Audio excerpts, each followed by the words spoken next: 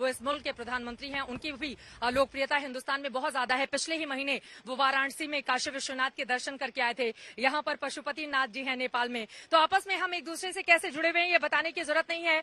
नेपाल जो बड़ी बड़ी पहाड़ियों के लिए, एक बार और जल्दी से बता देती हूँ कि जो 10 ऊंची ऊंची पहाड़ियां हैं, अगर उनको हम काउंट करें तो उनमें से 8 पहाड़ियां इसी नेपाल में आपको मिलेंगी। जो माउंट एवरेस्ट है इसी नेपाल में। तो ये नेपाल कितना महत्वपूर्ण है स्ट्रैटेजिक तौर पर भी, एक पार्टनर के तौर पर भी, एक मित्र के तौर पर भी, और जल विद्युत परियोजना को लेकर हम कैसे आगे बढ़ रहे हैं। अब जरा मैं इन लोगों से बातचीत कर लेती हूँ। आप लोग बताइए, अभी प्रधानमंत्री जी चले गए, कैसा लगा, क्या उम्मीद कर रहे हैं आप लोग? बहुत अच्छा लगा हम लोग को देखकर। कुछ गाना भी सुनाना चाह रहे थे आप लोग, नेपाल का कुछ सॉन्ग सुनाना चाह रहे थे, बताइए। भोजपुरी गाना गाएंगे, गा लीजिए कौन सा भोजपुरी गाएंगे? मोदी के स्वागत में हम लोग यहाँ पे आए हैं, मोदी के स्वागत में। साथ दो भाई, इनका साथ दो सारे लोग। हाँ। मोदी के साथ में हम लोग यहाँ तो आए हैं, जीवन धन्य बनाए हैं, मोदी का दर्शन पाए हैं। ठीक है, अच्छा ठीक।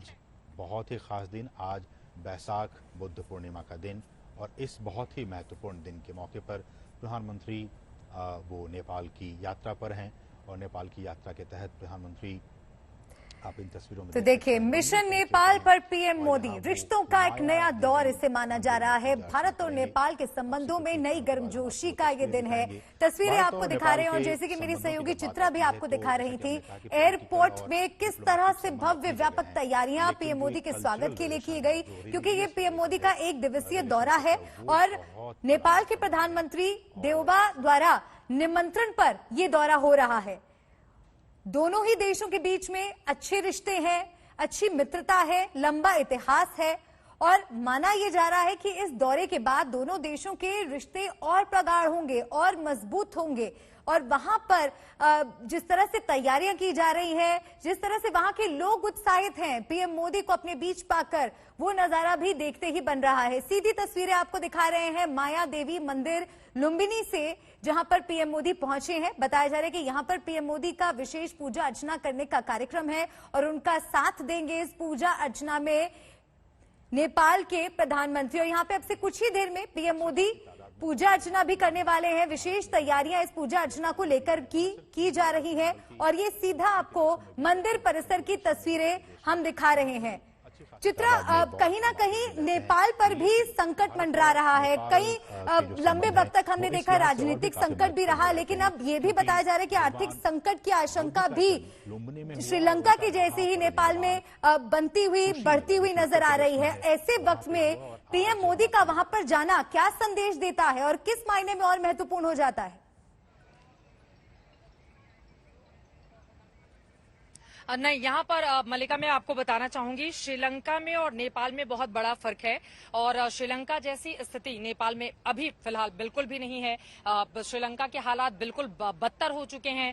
नेपाल अपने आप को संभालकर आगे ले जाने की कोशिश कर रहा है, क्योंकि हम सब ने देखा था जब नेपाल में भूकंप आया था तो यहाँ पर कितनी बड़ी तबाही मची थी। उसके बाद कितने लाख लोग यहाँ पर बेघर हो गए थे। बहुत ज्यादा मुश्किलों का सामना इस मुल्क को खुद को उबारने में करना पड़ा था। लेकिन अच्छी बात यह रही कि इस छोटे से मुल्क ने अपने आप को सिर्फ संभाला, सहेजा, बल्कि उससे निकलने की कोशिशों में लगातार लगा रहा, और अब वो नए रास्तों पर खुद अपने आप को आगे ले जाने की कोशिश कर रहा है। यहाँ पर चीन की बात महत्वपूर्ण हो जाती है। कहना देखिए वो क्या होता है, छोटे छोटे मुल्कों को टारगेट करके वो दरअसल अपनी महत्वाकांक्षाओं को पूरा करना चाहता है, और इसी वजह से बार बार हिंदुस्तान को साधने के लिए वो बार बार कोशिश करता है कि नेपाल के जरिए दरअसल वहां पर किस तरह के माहौल को, क्योंकि अपनी संप्रभुता को, अखंडता को लेकर वो जिस तरह से आगे बढ़ता है, और अपनी महत्वाकांक्षा के जरिए जो विस्तारवादी नीतियां चीन की रही हैं वो कहीं ना कहीं उसको चुभती हैं जब भी हिंदुस्तान का जैसे बड़े मुल्क का प्रधानमंत्री नेपाल में आता है तो। लेकिन हाँ, नेपाल की स्थिति की तुलना श्रीलंका से बिल्कुल नहीं की जा सकती। और यहाँ पर आपको बताते चले कि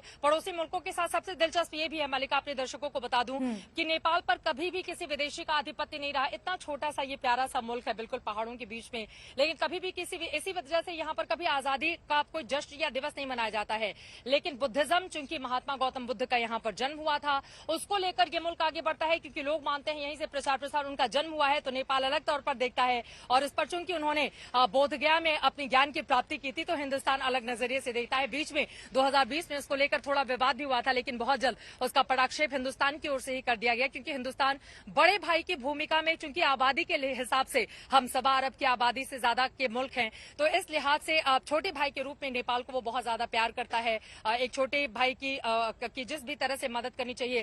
काठमांडू में जब भारी तबाही मची थी, तो हम सब ने देखा था प्रधानमंत्री नरेंद्र मोदी ने नेपाल के प्रधानमंत्री से कैसे बार बार न सिर्फ फोन पर बातचीत की थी, बल्कि बड़ी आर्थिक मदद भी काठमांडू के आसपास के हिस्सों को बनाने में हिंदुस्तान की ओर से की गई थी, वो पहल की गई थी।